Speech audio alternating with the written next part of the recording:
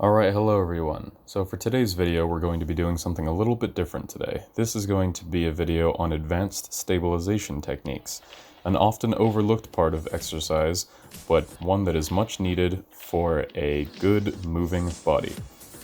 So for this first exercise, you're going to need a weight in an open space. All you're going to do is drag the weight across and below your torso and do a push-up in between every time.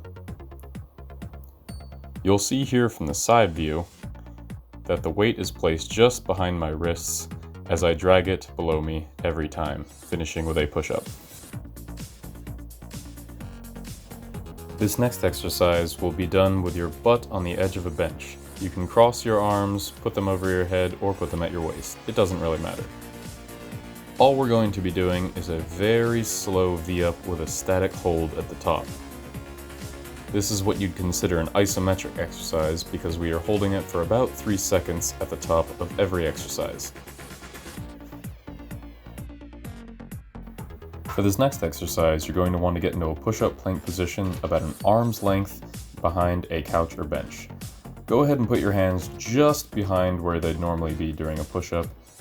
Hit one push-up and then put your left and then right hand onto the bench, followed by left and right hand back down. Of course, you can vary these arms throughout the exercise, but this is going to test your shoulder and abdominal stabilization. If you want to make it easier, you can also straddle your legs so that you have a little bit more support on the sides. For this next exercise, you're going to want to find something knee height that you can put your entire body weight onto.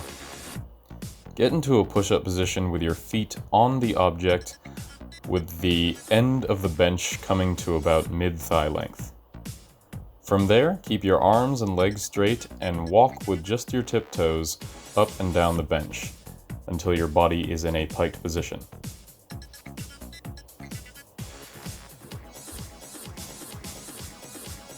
Of course, remember to always breathe out, and if you want to make this exercise a little bit more advanced, you can simply walk down the bench a little bit more so that the end of the bench is coming to your waist instead. However, you will need some flexibility if you plan on doing it at this length. As always, remember to breathe and be safe with the balance. Finally, our last exercise is going to involve the stabbing motion from breakdancing. In b-boying, we would call this turtle walks, but you can just call them hang glide freezes if you want to. The idea is to supinate your wrists until you can comfortably put your elbow into a pocket around your abs or obliques, and then simply walk back and forth, balancing on one or the other.